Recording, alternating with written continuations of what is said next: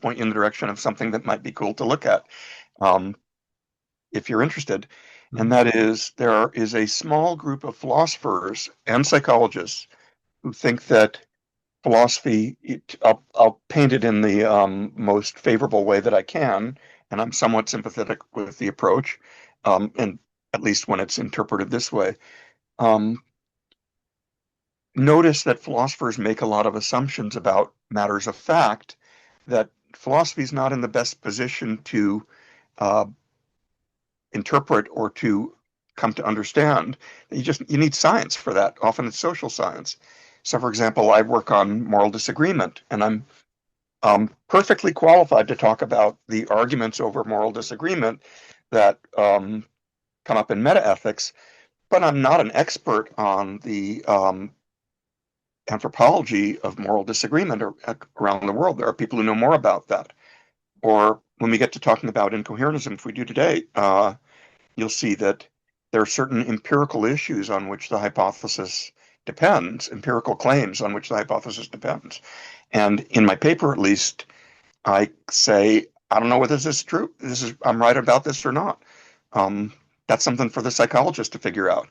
But there are philosophers who are sort of living in both worlds at once, and some psychologists as well who are, in a way, living in both worlds at once. And some of what they've done has been pretty interesting. Um, and I guess in general, I think we should let people who know how to figure out matters of fact that or non-philosophical matters of fact um, figure them out and not try to do it all in our heads. So, for example, if I said to you, there's a debate in philosophy, in metaethics about what people are doing with their moral words. Are we making factual assertions, or are we merely displaying, or the where we use is expressing our attitudes? So if I say "Boo Yankees," that expresses an attitude, but it doesn't make a claim. If I say the Yankees are bad baseball players, that makes it an undoubtedly false claim, but it makes a claim, right? What are people doing when they say things like it's wrong to cheat on your income taxes? Are they making claims, or are they merely saying something like, um, "Who cheating on your income taxes?" Right? I mean, if I dislike the Yankees, I might express my dislike for the Yankees in a sentence that sounds like it's making a factual claim. I might say the Yankees stink at baseball, right? Or the Yankees suck. A lot of people would just put it like that, right?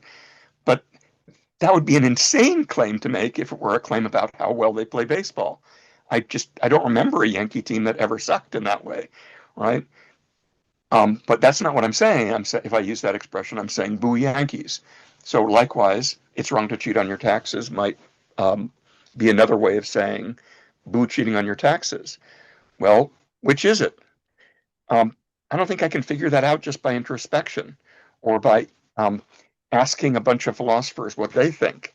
I want to know what non-specialists are doing with their words. And that's an issue that we need empirical evidence on. And philosophers aren't really, for the most part, equipped to do that. But some philosophers have started to take it on. And if we get into incoherentism, you'll see why it's quite relevant to that project. Yeah, So so look at, if you just X dash PHI, Um, you'll find if you Google Scholar that, you'll find tons and tons, or experimental philosophy. And in fact, I co-authored an article with a guy named Mark Alfano on what's uh, uh, psych, basically the borderline between psychology and metaethics, um, where he's definitely got one foot squarely in both camps and is quite an expert on that stuff, more so than I am. Um, but you can make a lot of philosophical hay out of this stuff. You can make progress on philosophical issues by, this issue about what we're doing with our moral words is one that people still have views on in metaethics. Um, but it would be nice if we could be a little bit more sure of ourselves. The empirical research is really hard to do. It's quite fraught in lots and lots of ways. Um, Hard to know whether we can, rely on it in some circumstances. Okay. Um, but as I said in one paper, you don't want to be like the drunk person looking for their wallet under the street light, even though you lost it a block away, because the light's better here, right? You've got to look where the evidence is.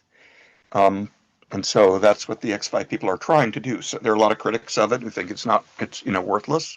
And then a lot of people like me who are um, vaguely sympathetic with that. The paper in question is called Experimental Moral Philosophy. It's in the Stanford Encyclopedia of Philosophy Online, which I assume you are familiar with. Yeah.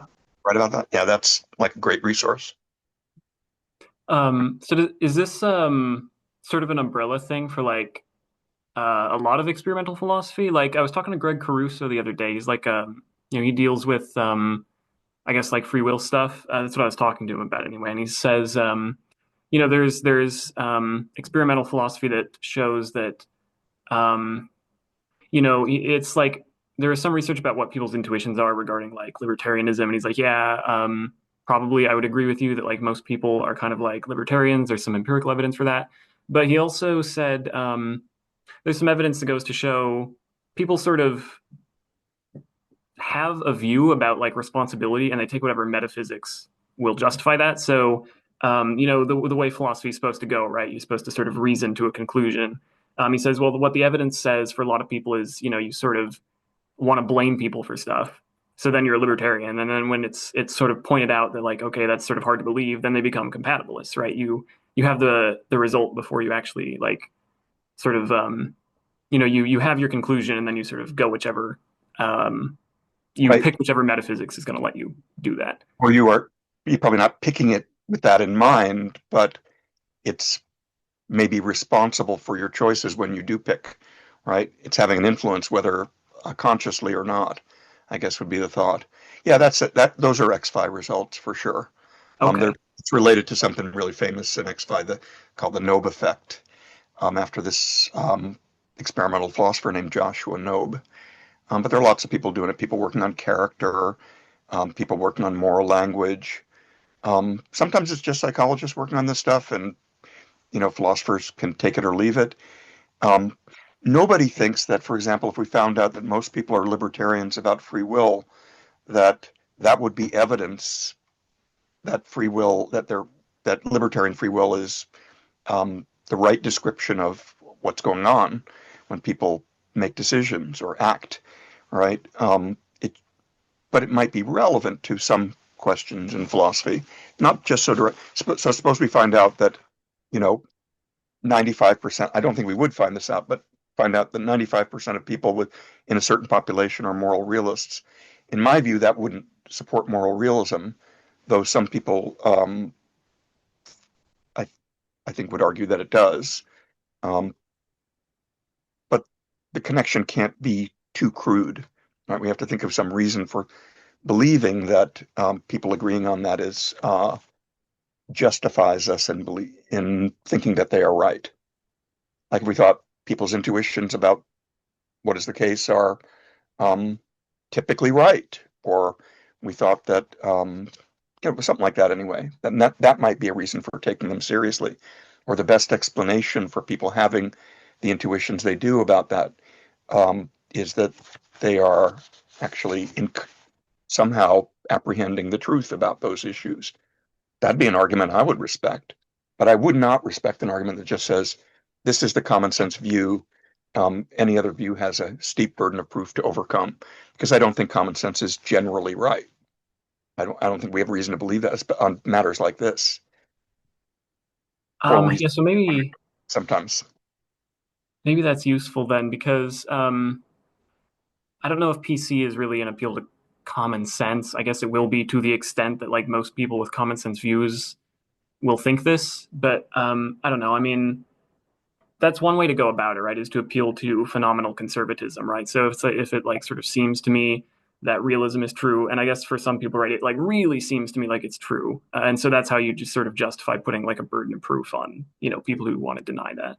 Yeah, I have a paper about this called The Argument for Moral Experience. And what I say about that is that, um, so a lot of people want to say there's a presumption in favor of moral realism on grounded in the fact that it's common moral realism represents a kind of common sense perspective. And I say we need evidence that it's a common sense perspective for one thing, but even if we had such evidence, there'd be a further question about whether um, that evidence tells us anything about what is the case. We need some reason for thinking that people believing that way, or take presupposing that way, uh, supports moral realism. And I don't, and phenomenal, and something like a kind of conservatism is one of the arguments that I consider there, but I don't, I find it inadequate in that context. It's called the argument for moral experience. It's in a couple of places you can find it easily enough. Well, yeah. So, Or I'd send you a copy if you want to, if you're curious. well, it's interesting because I mean, you talked to Mike Humor about this a little bit. I Yep, don't remember how long ago it was, two he makes years the ago. argument. Yeah, That's right. but you talked to him about it, and you know, there was this like kind of explanationist challenge, right? It's like, okay, what you're sort of concerned about is like, is there any reason to think that these seemings that we have are actually like sort of tracking the truth? That's Um, right. and then I don't know, it sort of got sidelined a little bit because it was like you sort of wanted to know like if you know the belief is sort of like circular, like if PC is like you know if it's saying if I have a belief then I'm justified in believing it, like that's not good. So then you know it was like well it's not so much about having a belief, it's about like linking an experience to a belief.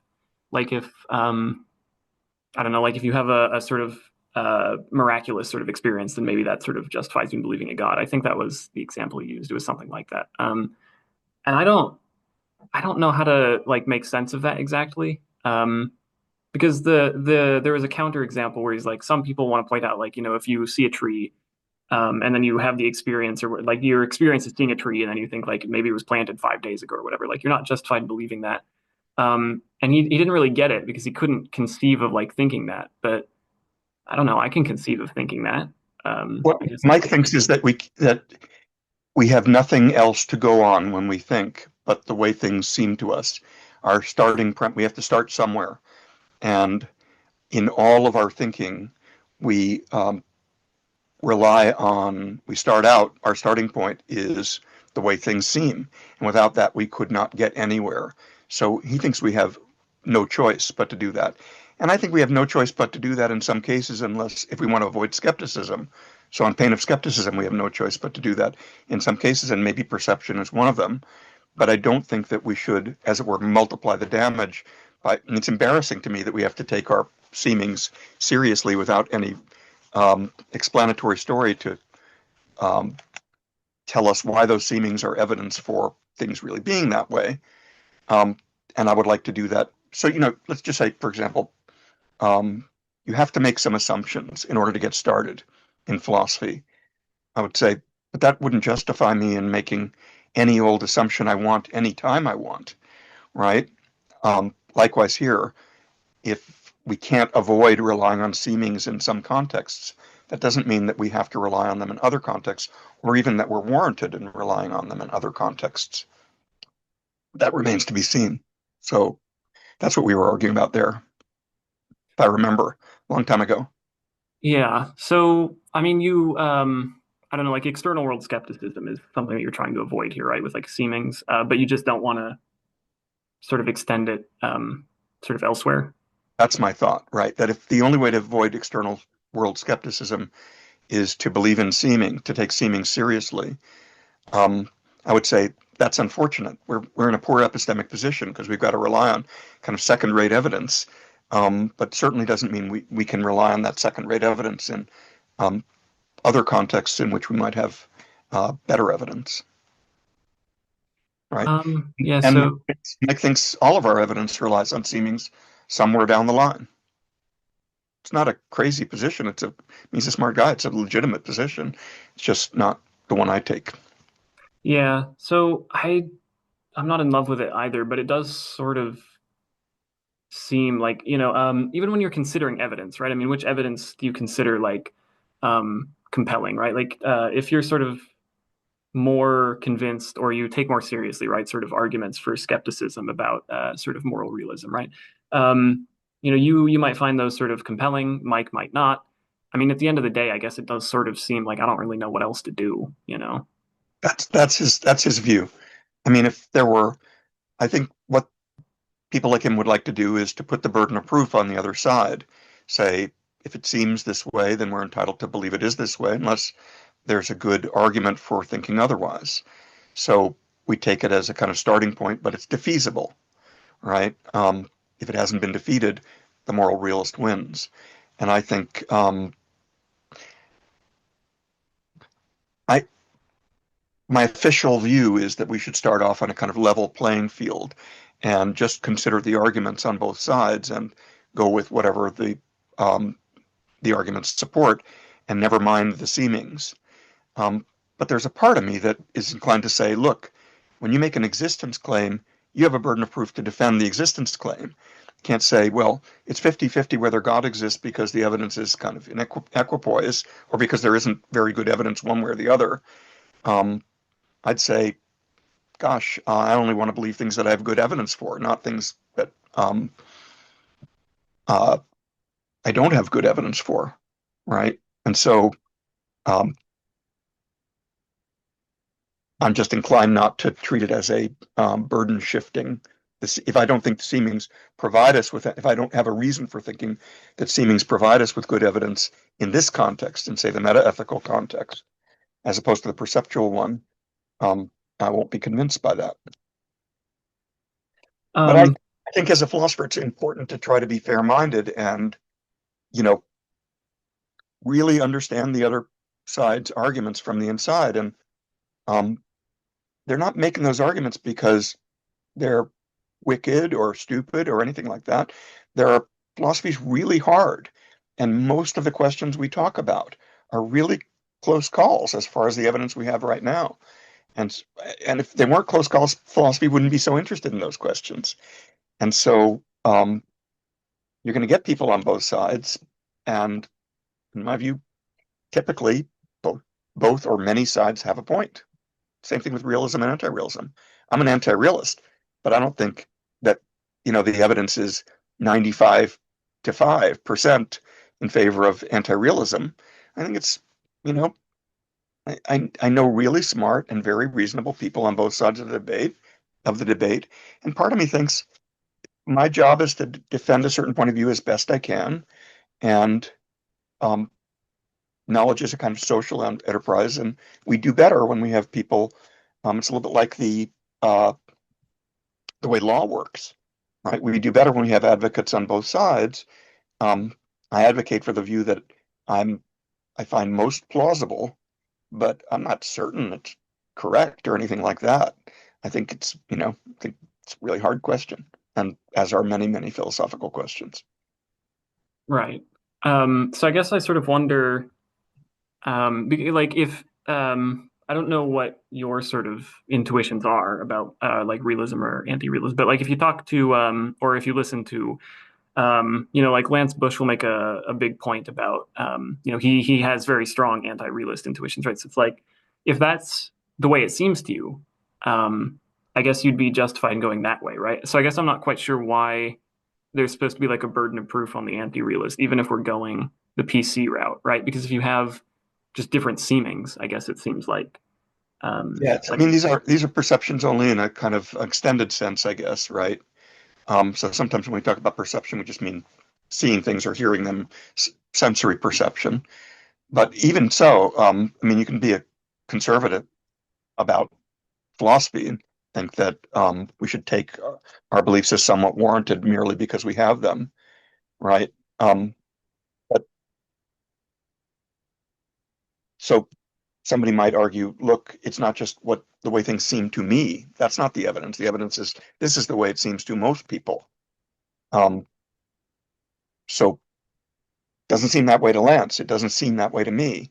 But we might be, if we were in a very, very small minority, then and we took seemings more seriously than I want to take them in this context, at least, then the seeming people, I mean, the realists would win, right? I don't think that things are, I think there's a lot of diversity of seemings when it comes to metaethics. I don't think the seemings all go in one direction. And globally, not just my seemings. And I still think that we need an argument from the seemings to the beings, or things seeming a certain way to their being that way. Which argument I've never been, which arguments I've never been, there are some out there, but I'm not convinced by them. Okay, yeah, gotcha. So, So, um, have a look at, I'll tell you what, wh whether you have a lot of experience with sort of journal philosophy or not, you have some. Um, if you look at any of my stuff, you'll see that it's written in a way that is designed to be as clear as I know how to get. I don't want to write philosophy papers that only philosophers can read. And so if you looked at the argument from moral experience, you'd have a pretty good view of um, at least my perspective on this stuff. okay, Um, yeah. So some people call it the argument from moral experience. There are a couple of names for it, but um, I've always called this the argument for moral experience. Premise one, morality seems real, not just to me, but overall, to people in general, for the most part. If things seem a certain way, we're entitled, are required to believe that they're that way, unless there's good evidence to the contrary, would be premise two. And I'm not convinced by either one of those premises. And you'd see that if you look at that paper. right. Um, okay, so I guess we can sort of shift to incoherentism then. So I guess you're not like committed to it because I guess it sounds like you think it's sort of an open question. But what is the view supposed to be? Because I read um, the paper, and I guess there's sort of two elements that you're worried about, right? People want to talk about objectivity and prescriptivity, but they sort of do it in a way that is potentially like incoherent, maybe. What is like the sort of idea supposed to be here? Yeah. Um, so first of all, objectivity and prescriptivity. The conflict there is, I think that's a defect in that paper. I wrote it a long time ago. I think Hmm. we're writing it again today, and I might write an update, and maybe even with Lance. We've talked about it many times. Um, what I would try to make clearer is that that's just one example of a kind of incoherence producing difference in seemings, to just continue using that terminology. Um, so, what's the general idea here? First of all, I take it as a given that whether there are moral facts or not, um, that when we're trying to think about that question, moral facts are whatever people using the phrase moral facts are talking about, or morality is whatever people talking about morality are talking about, thinking about morality, talking about it, are talking about. So we want to know. So I'll give you an example, an analogy. Suppose I say to you, I can prove that God exists because see this clock, I call it God, and since this is God, and we both acknowledge that it exists. You can hear it, you can see it. God exists. Well, no, I've just changed the subject, right? I've not proven that God exists. I've proven that something else exists and used the word God to refer to it, right? I can do that, but I'm not speaking English anymore. At least in that at that moment when I call that God, and so it would be um, that would not be a proof of the existence of God, but of a particular clock, which is not the same thing as God. Well, what is God? Um, well, the word refers to whatever it is people using it are using it to refer to, if anything. And the worry about morality is that what we are committed to, we may have uh, commitments that pull us in opposite directions and are utterly incompatible. Well, that's okay, right? Sometimes you say, on the one hand, the evidence, I'm in a criminal trial. The evidence for guilt is pretty strong. On the other hand, the evidence for innocence is pretty strong. I'm pulled in both directions. That's a fine position to be in. But here the thought is that there may be, and I vote in favor of, I'm on the jury and I vote in favor of guilt because I think, on balance, the evidence in favor of guilt is strong enough, or responsibility, whatever, is strong enough to um, override, undermine the evidence for innocence. But here, the worry is that some of our semantic commitments some of the seemings that underlie those semantic commitments are, in a way, non-negotiable. So it'd be one thing if I said, um, some people think God is a Trinity, some people think God is not a Trinity, but you can talk about God and say, I know some people think God is a Trinity, other people think God is not a Trinity, and still we're all talking about God. People who think because we have different beliefs about what God's like. But if I said God is an alarm clock, um, I would just have ceased to be using the word God in a recognizable, familiar, correct way.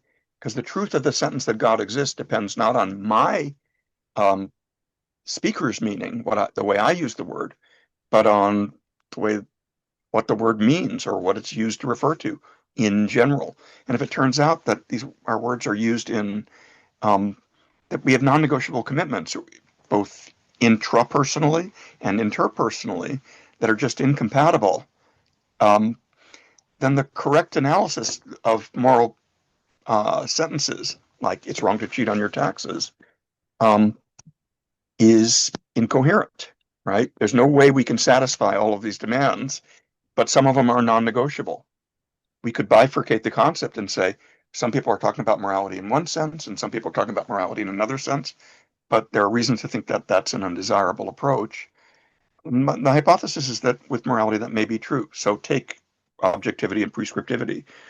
Um, one hypothesis about this is that there are there's very strong intuitive support for the claim that morality is um, a realm of fact, but there's also strong support for the claim that morality is not a realm of fact. Let's take a really simple case. For for the view that there there's strong intuitive support for the claim that morality is a realm of fact, and strong intuitive support for the claim it's not a realm of fact. If that's true, um, it may be reflected in our language. So what this word morality means, or what it's used for, is relevant to what we're asking about when we ask whether there are moral facts. Because I don't want to change the subject like I did with the alarm clock. I want to be talking about the same thing. But if the thing we're talking about is can't be coherently understood, right? Can't be understood as coherent, then we're in trouble. We're not going to have an analysis that satisfies all of the crucial, necessary, non-negotiable commitments that are involved in our talk and thought about morality. That's roughly the idea. And there's some reason to think that might be the case, but I think it's a kind of an empirical issue, a really hard one to figure it out. Figure out, uh, so if I were trying to figure out what people talking about morality are talking about, how people are using our words, I wouldn't, my first, uh, I wouldn't just look at what people think about what they're talking about. I wouldn't just, say, go around and do a survey by asking people, are moral sentences making factual assertions? Because what I'd get there is just a bunch of gobbledygook, I think. I don't think I'd get very good evidence. Um, what I'm looking for is something deeper, like when people in general are talking this way, are they revealing a commitment? Are they expressing a commitment? Um, do they necessarily have a commitment to morality being objective or not?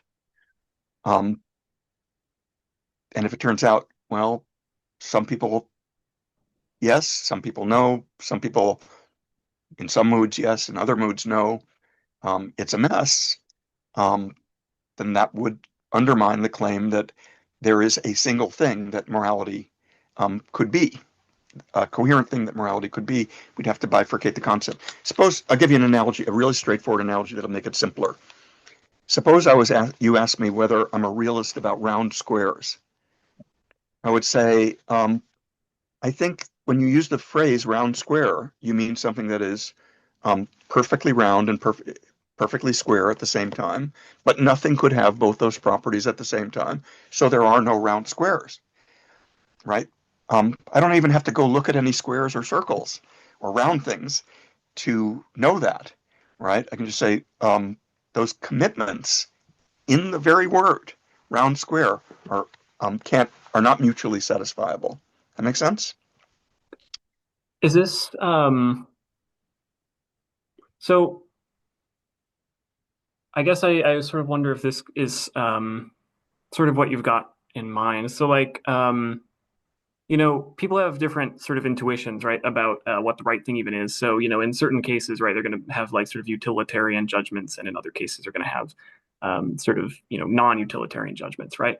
Um, so it's like, is that a sort of thing that you would want to point to here? Like people's sort of systems just can't, they just don't mesh together in a way that makes sense, or is it supposed to be like something deeper? No, it's people's meta-ethical commitments that underlie their use of moral language.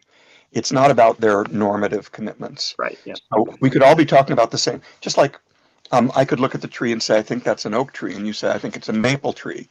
And we're both talking about the tree, right? We can be talking about morality and have differing normative views.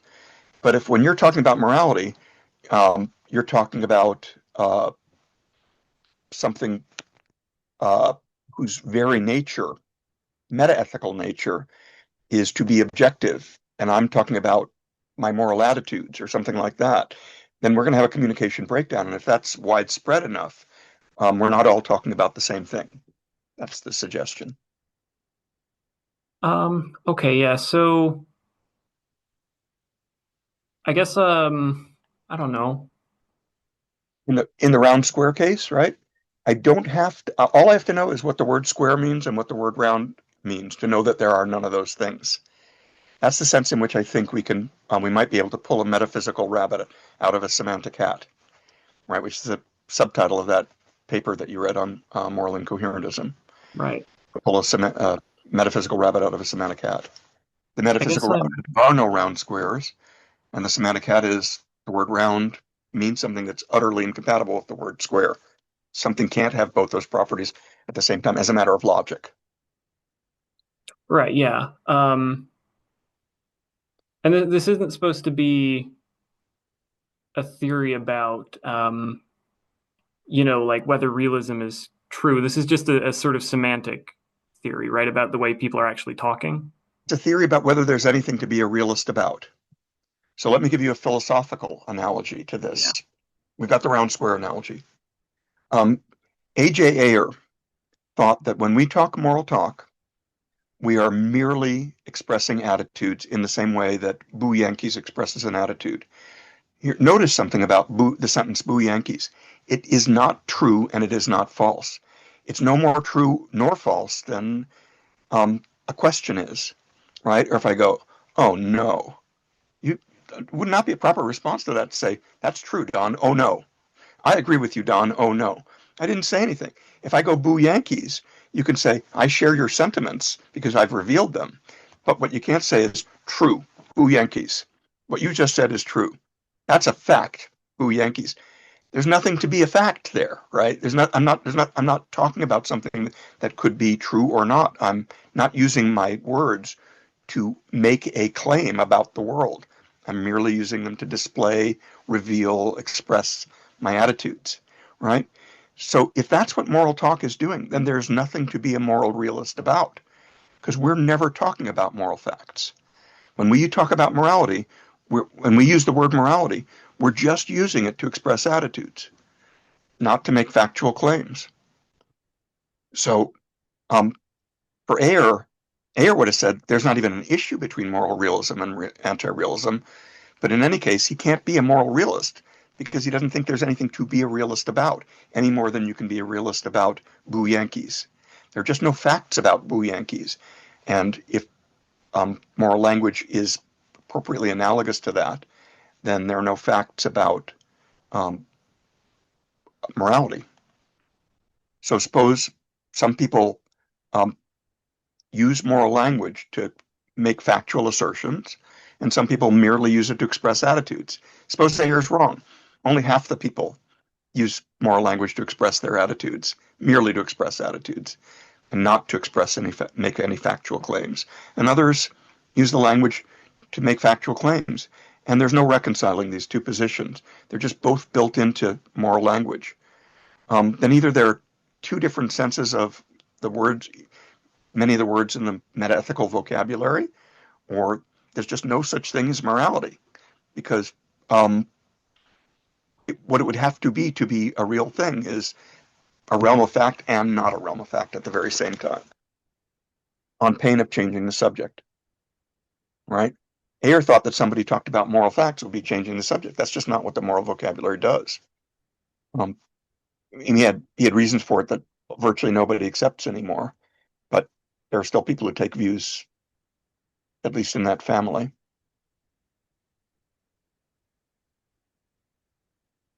I don't know, maybe it would help to sort of because it almost sounds error theoretic, right? But it's not. So like what's the sort of difference here between somebody who's saying that like people think they're talking about moral facts or not. They're wrong because there are no moral facts. And like what we're doing here on incoherentism. Yeah, so the claim would be that even to claim that there are moral facts is to misuse the language because moral talk is just incoherent. So if you ask me the question, you know, on Ayer's view, moral sentences don't express propositions at all. They just don't make claims about the world. He had a special epistemological slash metaphysic reason for thinking so, namely his logical positivism and the verifiability criterion of meaning. Um, but we might, like I said, very few people accept that anymore. Suppose some people are trying to do one thing, some are trying to do another, and some people are trying to do both at the very same time, or both, you know, one day, one the next, one in one context, one the next. And what we'd have is a semantic mess here. And there wouldn't be anything that the word, say, moral fact, the phrase moral fact refers to in such a case, because a moral fact would have to be both a fact about the way things are and a fact somehow not about the way things are. Even that doesn't make sense. I guess I'm sort of hooked up on this. So like if I use it one way and you use it a different way, right? Let's say that I think there are moral facts, you think there aren't, right? I'm expressing attitudes, right? Those are our sort of respective positions. And then I don't know, like why not just think that one of us is mistaken about that, right? Like if I don't know, it's like why think that that's like But it's not about differences in beliefs about metaethics. mhm. It's about how you are using the moral vocabulary. And it's not about how individual people are using the moral vocabulary, because you don't get to decide what words in English mean. We, English speakers in general, do, right? Or people within a particular linguistic community get to decide what their words mean. I mean, there's no decision making involved, but our words mean what we're using them to mean, right? Um, oh, there was another cat in here. Sorry, I put one of them out. No, I didn't put her out. That's right. I tried to and failed. She just made noise. Anyway, but it's not about your beliefs. I mean, some people are moral realists, some people are moral anti-realists. That doesn't show incoherence at all. What would show it is if our language was so mixed up that there is no, you know, get your dictionary, look up. We wouldn't find this sort of information in the dictionary. I'm making a kind of cute reference, here to analogy to looking in the dictionary. But suppose you look in the dictionary, it says moral facts are facts about, morality is a realm of fact that is not a realm of fact. That'd be like saying morality, round squares are things that are round and not round. And that's logically incoherent. Right. Okay. So It's about yeah, how so we're, it's not about me and you. It's about like, okay, a bunch of people are sort of using it this way, a bunch of other people are using it this way, and as a sort of community, it's not clear what we're talking about. It's not clear what what the we're word's talking meaning about. now. Right. That's Yeah. right. What our words are used to do depends on what the community is doing with them. Okay. Yeah. Um, the linguistic community. It's up to us, in some sense, up to us. Like I said, nobody's sitting around. Typically we're not having debates about what our language will be used to do, to refer to, or to what our words mean. But in a sense, the reason this is a clock, I mean, you have to be careful how you put these things, but um, what makes something a clock uh, is a function, or it's actually a little bit hard to say this. You have to think carefully when you write about this. You have to think really carefully about um, how to put it. But the meanings of our words are dependent upon our collective semantic purposes, something like that. That seems to me to be true. We Yeah, okay. we our purpose when we talk about clocks is to talk about things like that. And so a piece of paper can't, well, a stapler can't be a clock, right? Or isn't a clock typically, at least the ordinary stapler. Yep, I think I got the Because nobody using the words clock is talking about things like staplers. yeah, yeah, I got it. I think I was sort of hooked up on the way that we were trying to show incoherence being like, okay, I think this, you think that, but it's more about like as a whole, as a community, what do our words sort of pick out? And it's like, That's well, right. in this case, That's yeah. right. So Um, it's not that you think something is a circle and I think it's a square. It's that for anything to be a round square, it would have to be both round and square because um, the word round refers to things that are round. And now I'm just using it to explain it, but I think you understand. And the word square refers to something else, and something that is both of those is incoherent. Couldn't be yeah, anything else, both of those. yeah. And yet to be a round square, we can't say, oh, I guess round squares aren't really round. They're actually just square. Then we're not talking about round squares anymore. You've changed the subject. Um, so there are a couple other things I guess I was sort of curious about. There was a comment you made about I guess I'm not sure if it's totally out of favor, but Cornell realism. You made a comment. I don't remember where it was, but somewhere. I don't remember where it was, but somewhere you just sort of said in passing, right? Cornell realism has sort of fallen out of favor for mostly this moral twin Earth argument. And then you made the comment that you weren't even sure that that was like a good argument against that sort of train of thought. I guess I was just sort of curious, why not?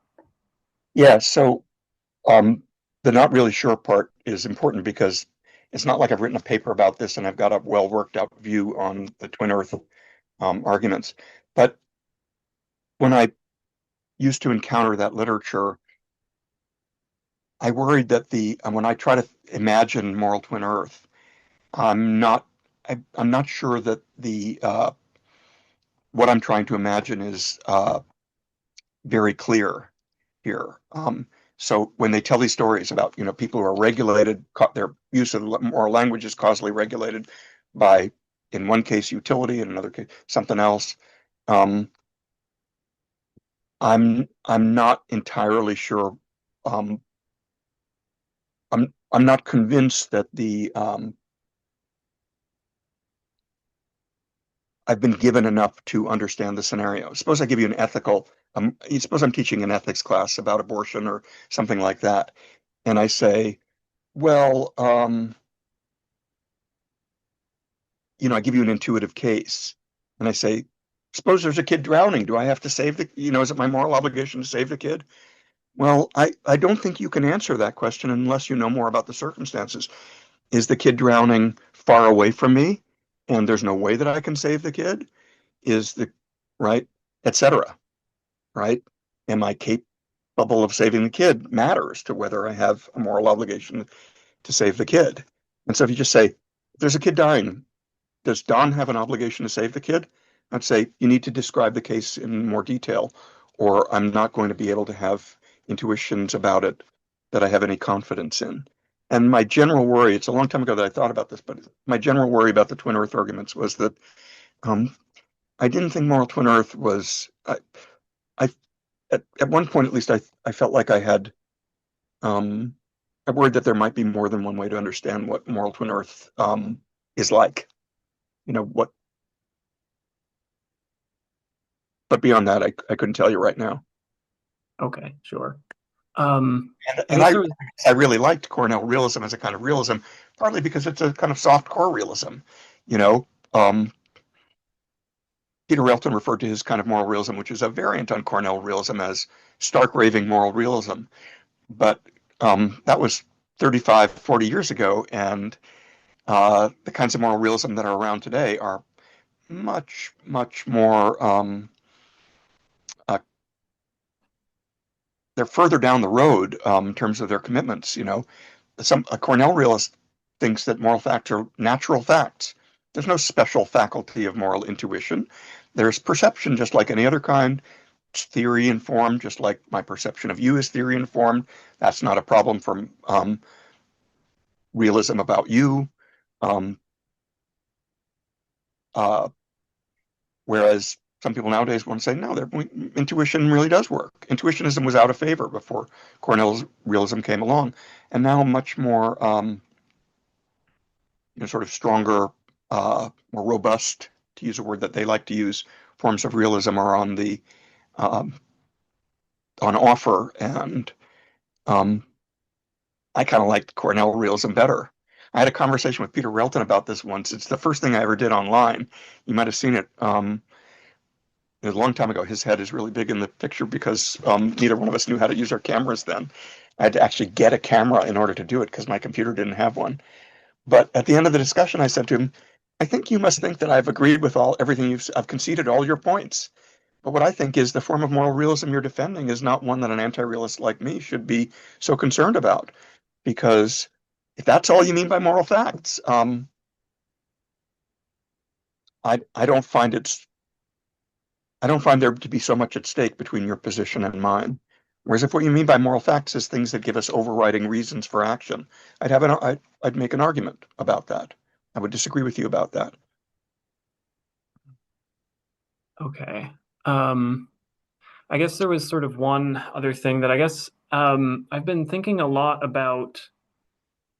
There's something that when you talk to realists, I mean, there's something that they think they're hitting on, where it's like, I don't know, you'll have like a professor who's like, okay, all of my students are like relativists, but also they sort of, take their own sort of moral commitments really, really seriously.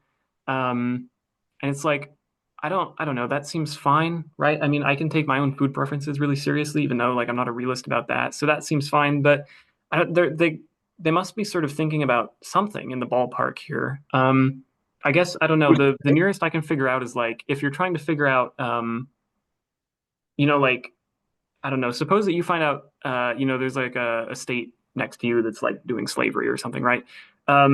What sort of, I don't know, maybe what they're wondering about is like, what gives you the right to sort of go and like do something about it, right? I mean, what sort of legitimizes doing anything, morally speaking? And if I'm an anti-realist, I don't think anything gives me the right because I don't believe in that sort of thing. But I know what I'm opposed to, and I know what I'm willing to do about it, and I know that other people are, in a case like that, willing to do about it as well, and that they're opposed to it. I have reasons for being opposed to it, given other commitments I have.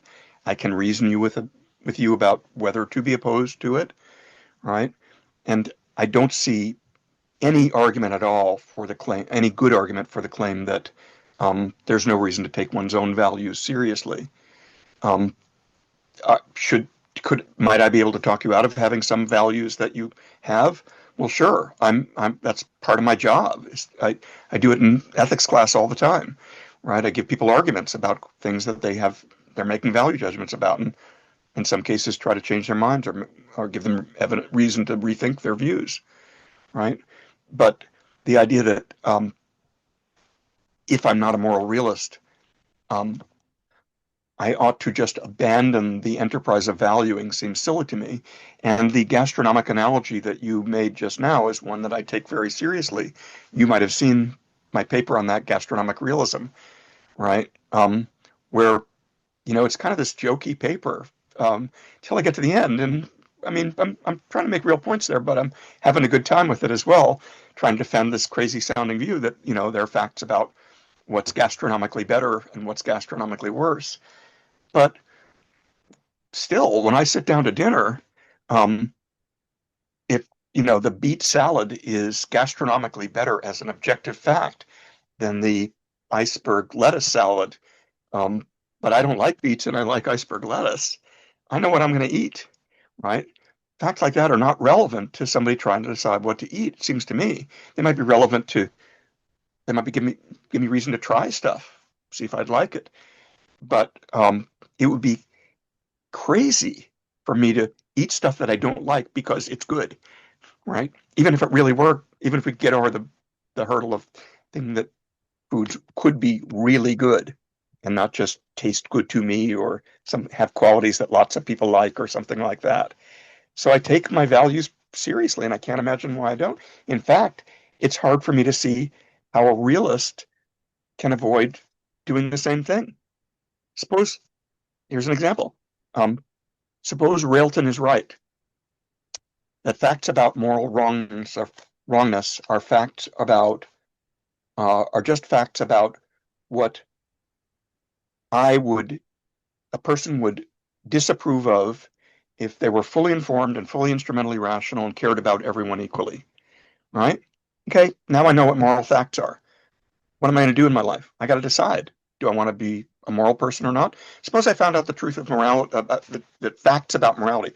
I don't think anybody's going to find this out, obviously. But suppose we found out that the facts about morality supported a Nazi morality.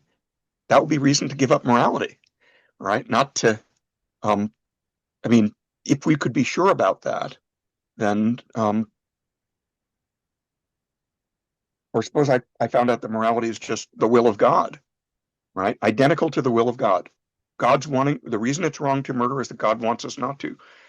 Am I on the side of morality? Depends on what God wants, because I've got values. And if God wanted us to be Nazis, instead of saying, I want to join the team because I'm on the side of morality, I would say I would reject morality. Or at least I hope I would, because um, accepting morality, if it turned out to be that way, would completely conflict with what I care about most deeply, my deepest values. So I take my values really seriously. I reason about them. I think they change. Arguments convince me. I used to think that Judith Thompson, Judith Thompson argued that even if a fetus has a right to life, abortion is morally permissible when birth control fails and when somebody's pregnant after rape. And my initial thought would have been if a fetus has a right to life, then you can't kill, morally speaking, you can't kill it um, just because something bad happened to you. But Thompson's argument convinced me otherwise on that. I mean, I always thought abortion was morally permissible if anything's morally permissible. Um, but I didn't think that argument worked. Or didn't think that it was permissible on the assumption that fetuses had a right to life. But then I read Thompson's article and the violinist example and all that stuff and found it utterly convincing. Not about the birth control case, but by the way, but about the case of pregnancy after rape. It just seems like the person's causal role is too minimal, um, and there's a kind of special understanding of what's minimal to count um, as the sort of thing that would create moral responsibility. So anyway, I'm convinced by moral arguments at times. That happens a lot. Um, I guess it doesn't happen a lot because moral arguments are really hard, but happens sometimes. And I try to reason about moral questions. When I teach class, I know some of my students think morality is a realm of fact and some think it's not a realm of fact. And yet I try to convince them that the reasoning I'm offer ought to appeal to them whichever way they look at things. And in fact, from the standpoint of normative ethics, I don't think it much matters whether you're a realist or not. You're going to reason the same way. So I can have conversations. So I won't tell them whether I'm a realist or not in the intro class. I just say, you're a realist, interpret me as giving you arguments about the facts about abortion, the moral facts. And if you're an anti-realist about morality, think of me as giving you arguments about what to value. Reasons that should appeal to you given your value perspective stance, other elements of it, and your non-moral factual beliefs and all that sort of thing. So, I guess like in sort of diagnosing what's going on here, then, right? When it's like, there's supposed to be some tension between, um, okay, I take my values seriously, but I don't think that they're like, my students are relativists, but also they take their values seriously. Do you think the reason that this like the diagnosis here for why this seems like very strange to a lot of people is that they think something like you shouldn't take your values seriously unless they sort of correspond to, the facts, or something like that, or I think some people make an assumption of that sort. Um, I'll tell you a funny story about that if you want. That I might have told once or twice before, even online. But before we go any further I just want to clarify one thing, which is I'm an anti-realist, but I am not a relativist um, about morality. Um, and many of my students sort of are inclined towards relativism until we start talking about it, and then come to the realization that they're really more they weren't aware of all the possibilities, and that anti-realism better fits what they're trying to get at when they talk like relativists, right? So if somebody were a relativist and yet, uh, I mean, I I guess I wouldn't find it so strange for somebody, even a relativist, but certainly not for an anti-realist, to I don't see anything strange at all about them taking their values, valuing things. Here's the funny story. I once attended a philosophy paper at the APA, a presentation of a philosophical argument, that there was a paper, or I guess back then people were reading papers at the conference. And so you'd listen for 20 minutes and then there'd be a comment. And one person argued that moral anti-realists are either idiots or jerks. Um, and here I am, a moral anti-realist sitting there in the audience listening to this. They're either idiots, they're either jerks if they take their moral anti-realism seriously, because then why not fuck everybody over? Might as well. Get what you want from them, use them, because not wrong. So why not? Um, and if they don't, they're idiots because there's no reason not to, since there's no morality. I just thought that was a bizarre claim. I didn't think that to care about stuff. I don't think somebody says, Don, are you crazy? You care about your children. Um, don't you know that it's not they're don't you remember that you're a moral anti-realist and you don't think that it's really wrong not to care about your children? But that's not relevant to whether I care about my children, right? I care about my children because they're my children. I don't know. I just do. And I take just like I don't like beets, right?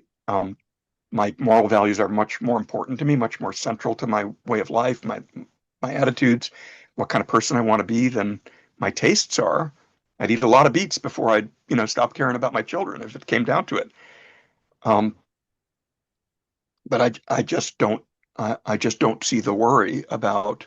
I've been to APAs, I've been to sessions like the Metaethics conference I said, where I said something like, moral realists sometimes tell me that I'm actually a moral realist because I take my values seriously. I can tell you I'm not a moral anti-realist, and people in the audience say yes, and that I'm not a moral realist, and somebody in the audience says, "Oh, yes, you are," and you see a few people nodding, like, "No, I'm really not. I just take my values seriously because I care about some stuff and not other stuff, and I can try to make the things that I'm concerned about coherent with one another and reason about them and try to and see what I would care about when I correct my views of the non-evaluative factual matter on the non-evaluative factual matters. Don't see the problem." So in this case, I went to this talk, and the person had gave this talk, and I raised my hand and said, "What if I just care about other people?" And the speaker said, what makes you care about other people? What explains why you happen to care about other people?" And I said, "Well, if you're trying to figure out an explanation for the psychological feature of caring about other people, I'd have to say I can only think of two things: my genetic heritage, right, or my upbringing." And the person said, "Okay, well, let's talk about your genetic heritage. I mean, random evolutionary forces made you somebody who cares about other people. Don't you think, the smart thing to do would be to go to some kind of a psychiatrist and get that analyzed out of you so you can start fucking people over?" And I'm like, I can think of pretty good evolutionary explanation for why people like sex, but I don't think they should all be going to psychiatrists to get that analyzed out of them somehow, if that were something you could really do, right? Sometimes you just try something and you like it. Sometimes you um, just care about stuff, and you don't have to have there doesn't have to be some evaluative fact corresponding to um, the thing you care about for it to make sense to care about it.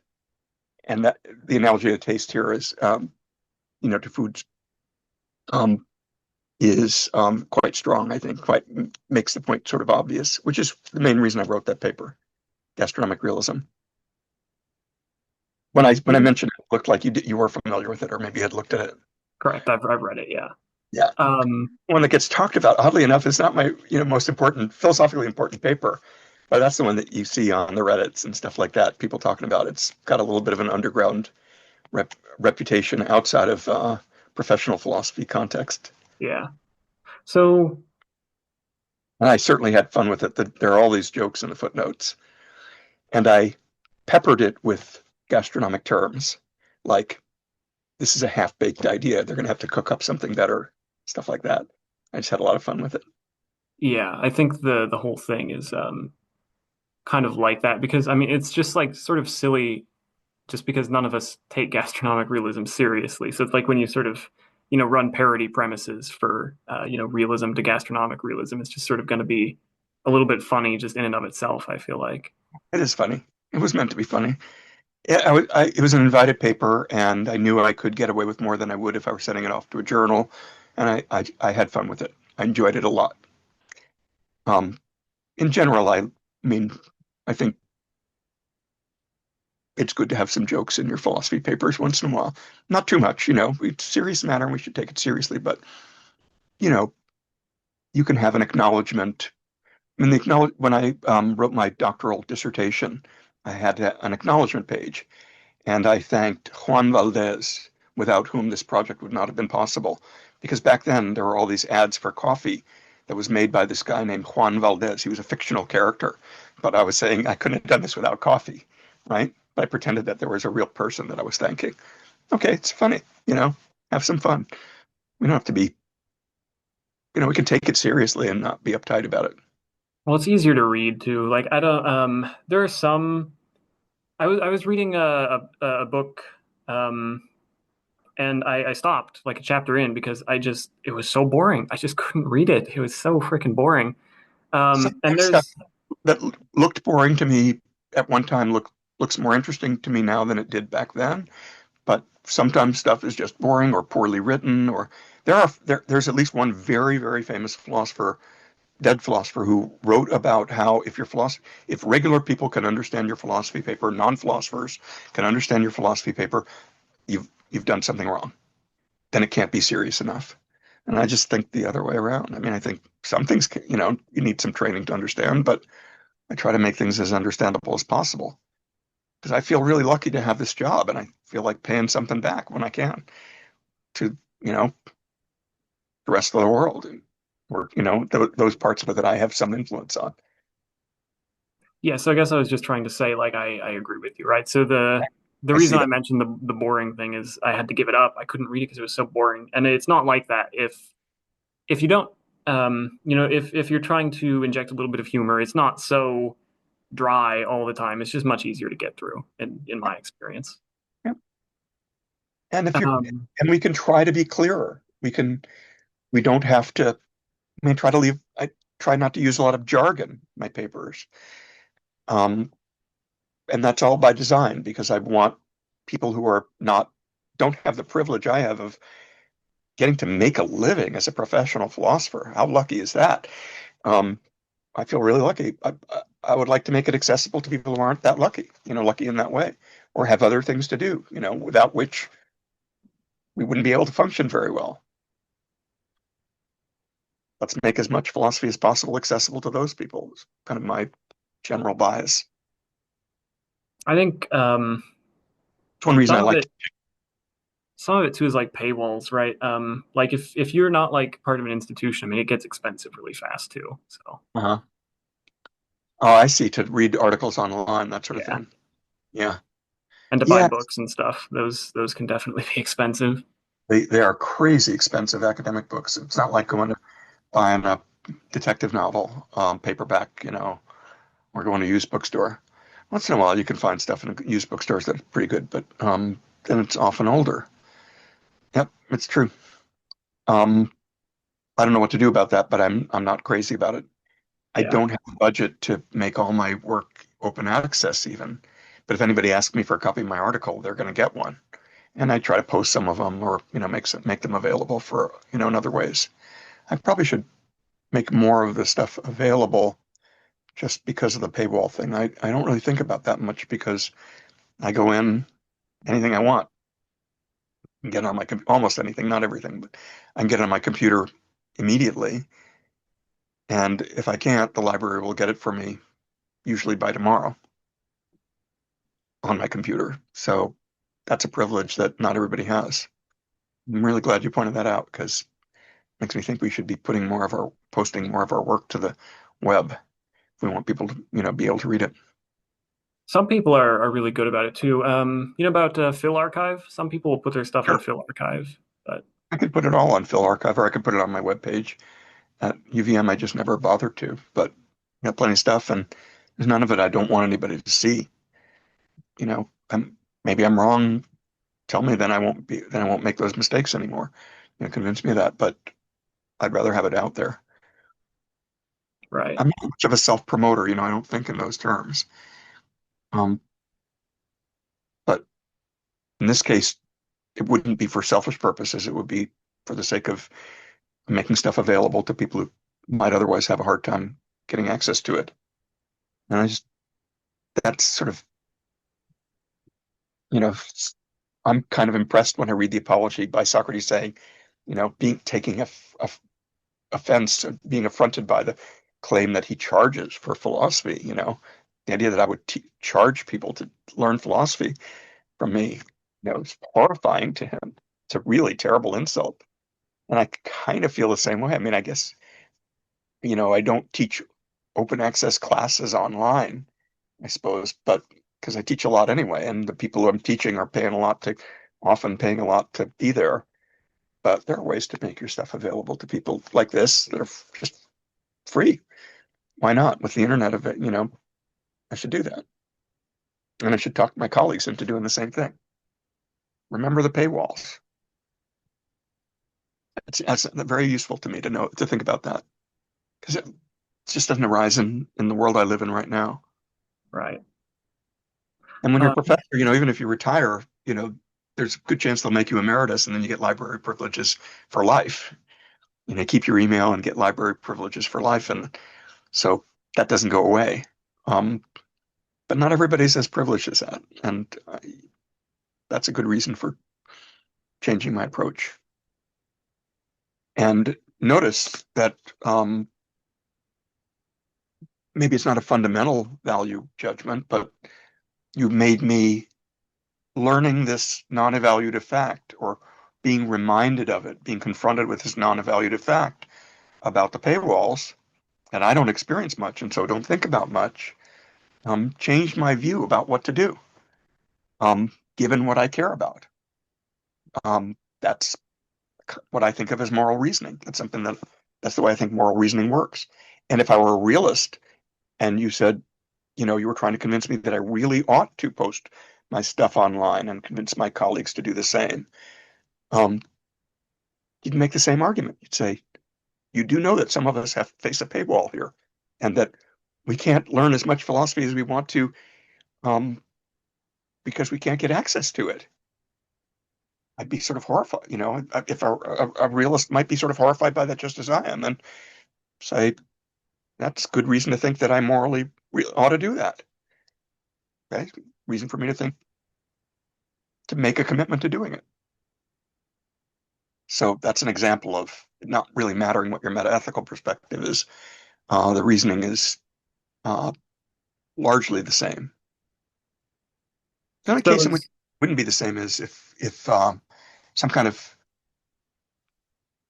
religious form of um, view of morality, like a divine command theory, were correct, and the Bible were taken to be a reputable, a reliable guide to God's will. Then maybe that would be an argument that an anti-realist about morality couldn't make, and certain kinds of realists could. But typically, we reason the same way. We reason by analogy. We look at non-evaluative facts. We push for deeper explanations for value judgments, which we try to make coherent. So we look for kind of coherence among our views. We engage in the process of seeking reflective equilibrium. Um, that's what realists do and anti-realists do. So when I read papers on Like when I read Thompson's paper about abortion the first time, and actually for the first 15 years that I taught the paper, I didn't know whether Thompson was a moral realist or not. I didn't care. It wasn't relevant to me. The reasoning ought to appeal to both kinds of people. And certainly in class, my realist students find it to be, interesting and thought-provoking. So often think it's be persuasive. And so do my anti-realist students. They're not being persuaded about what to believe, but what to value or what to commit to. That's not what to care about, etc. Right. So with me, that's a point well taken. I guess I'm pretty much sold on that idea, right? I don't think that there's any sort of advantage either way. I tell you what, we are coming up on about an hour and a half, and I've basically run through the things that I had sort of had on my mind. So as far as things that I was sort of curious about, I guess I've sort of run the gamut here. If there's something you wanted to talk a little bit more about or whatever, we certainly can. But otherwise, I guess I'm sort of out of things to That's I don't see any reason to prolong it beyond that, but I am always available. It's great to meet you. I will talk to you online or offline anytime you want. I mean, that's compatible with my schedule, but um, if you wrote to me and said there's something we talked about that I've been thinking about and I really want to work out, and I don't want to put it online, but I want to talk to you, that's fine. I definitely would be into that, and um, I would talk to you online again if it turned out that you had more to talk about. Fine with me. Maybe once I post all those articles, you will. it's Because you have probably a a good better idea of what I think, right? Yeah. All right, well, sounds good. I'll let you get back to your day then. It was great to have you here. I'm glad you showed up. Yeah, it's a real pleasure to talk to you. I'm glad there are people like you out there trying to do this. And I think, doing it competently and well is really, you're helping to spread the word a little bit. And I think that's to the good, getting people to think clearly. There's a lot of not very clear thinking in the world. And in my view, it causes a lot of damage from the standpoint of the things I care about most. And so anything that can help to make people sharper or clearer headed seems like a good thing from my point of view.